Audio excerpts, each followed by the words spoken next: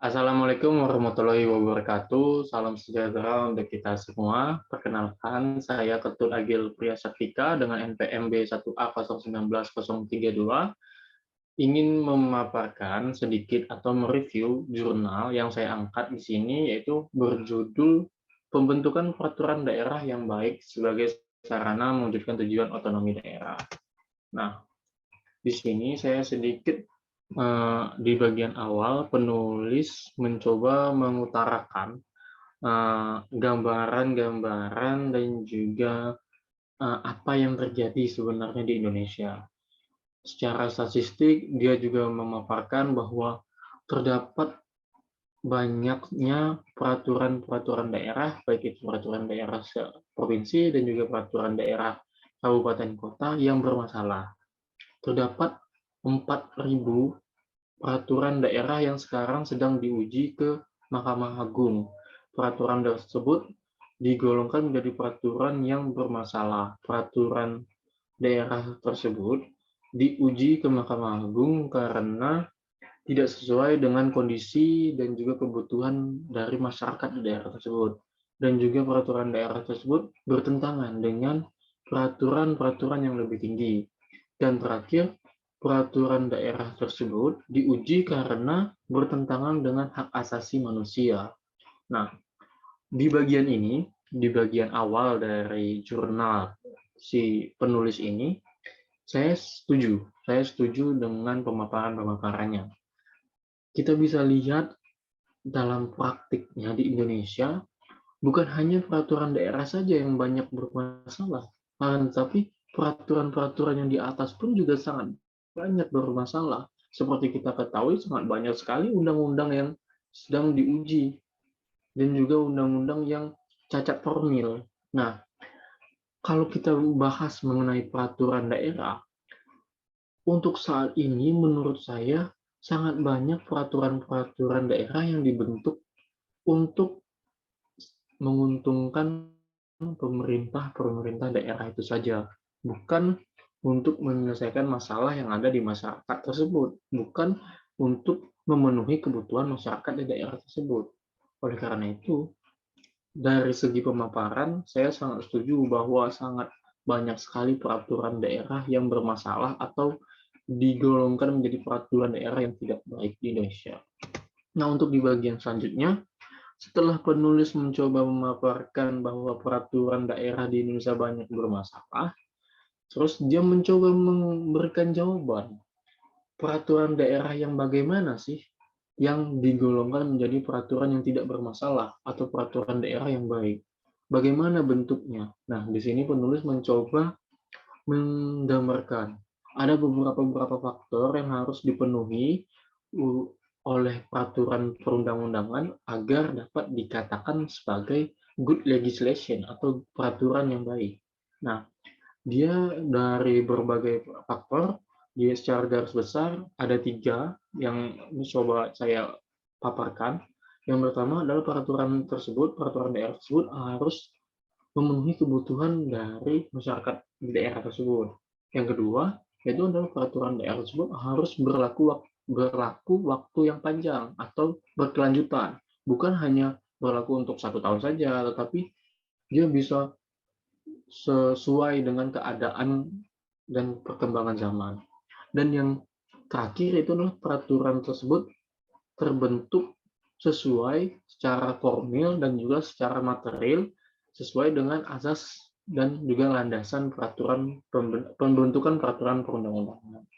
Nah, di bagian ini juga penulis mencoba mengutarakan bahwa terdapat 3 kekuatan berlakunya peraturan daerah.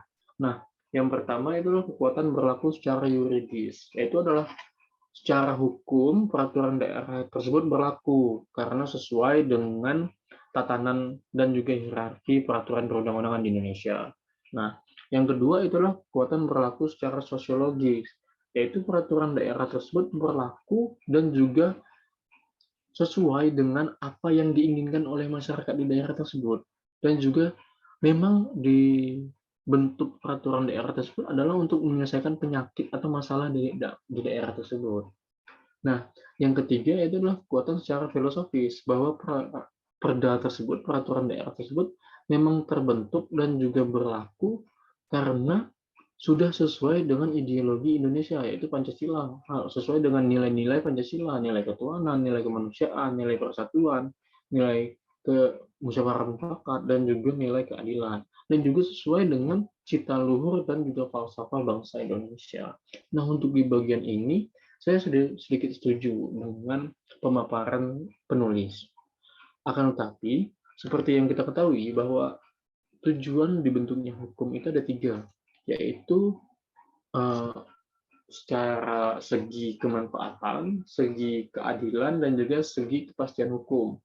Saya lihat bahwa faktor-faktor dikatakan peraturan daerah yang baik ini cuma memenuhi dari segi kemanfaatan saja, akan tetapi dari segi keadilan dan juga dari segi kepastiannya tidak ada. Oleh karena itu, saya rasa peraturan daerah yang baik itu harus melingkupi dari ketiga tujuan hukum tadi. Nah, di bagian selanjutnya ini, penulis juga mencoba memaparkan. Tadi kan dia sudah menjelaskan bahwa terdapat landasan pembentukan peraturan perundang-undangan yang baik secara formal dan juga secara materi. Nah, seperti yang kita ketahui kalau kita baca-baca naskah akademik, pembentukan peraturan perundang-undangan di situ ada tiga cuman, landasan filosofis, landasan sosiologis, dan juga landasan yuridis. Nah, kan tapi di sini penulis memaparkan terdapat ada tujuh dari landasan terbentuknya peraturan perundang-undangan. Yang pertama itu adalah landasan filosofis, yaitu adalah landasan dari peraturan daerah tersebut harus sesuai dengan cita luhur dan juga falsafah bangsa, harus sesuai dengan ideologi Pancasila yang sudah menjadi nilai-nilai luhur dari bangsa Indonesia. Nah, peraturan daerah tersebut juga harus berlandaskan secara yuridis, yaitu adalah kalau secara hierarki, memang peraturan daerah itu memang sudah sesuai dengan peraturan-peraturan yang di atasnya, memang sudah diamanatkan oleh peraturan-peraturan yang di atasnya.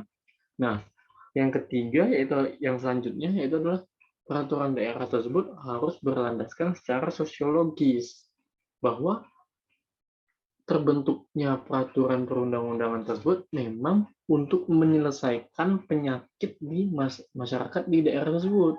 Memang untuk menyelesaikan masalah yang ada di masyarakat tersebut. Dan juga memang peraturan daerah tersebutlah yang ditunggu-tunggu oleh masyarakat di daerah tersebut. Nah, yang selanjutnya itu adalah landasan politik. Ternyata peraturan daerah itu juga harus sesuai dengan tujuan dari kebijakan-kebijakan publik, kebijakan-kebijakan pemerintah pusat. Tidak boleh melenceng dari kebijakan-kebijakan pemerintah pusat. Harus sesuai dengan RPJP dan juga RPJM dari pemerintah pusat. Nah, yang selanjutnya yaitu adalah peraturan daerah yang baik itu harus berlandaskan ekologis. Ekologis ini merupakan bahwa peraturan daerah tersebut harus berpihak atau pro dengan kelestarian lingkungan hidup di daerah tersebut. Sehingga peraturan daerah tersebut bisa dikatakan green legislation dan juga eco legislation.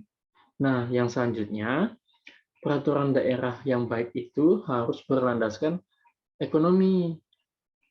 Apa itu yang dimaksud dengan landasan ekonomi? Landasan ekonomi itu berarti peraturan tersebut mempunyai kalkulasi-kalkulasi ekonomi secara mikro dan makro, dan juga sudah mempertimbangkan dampak ekonomi ketika peraturan daerah tersebut terbentuk, sehingga tidak menghambat iklim investasi di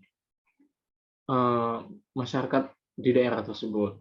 Dan dari landasan yang terakhir, penulis berpendapat bahwa peraturan daerah tersebut harus berlandaskan kultural, atau peraturan daerah tersebut sesuai dengan kearifan lokal di daerah tersebut, tidak menghambat atau tidak menghilangkan dari adat istiadat dan juga ciri khas dari daerah tersebut.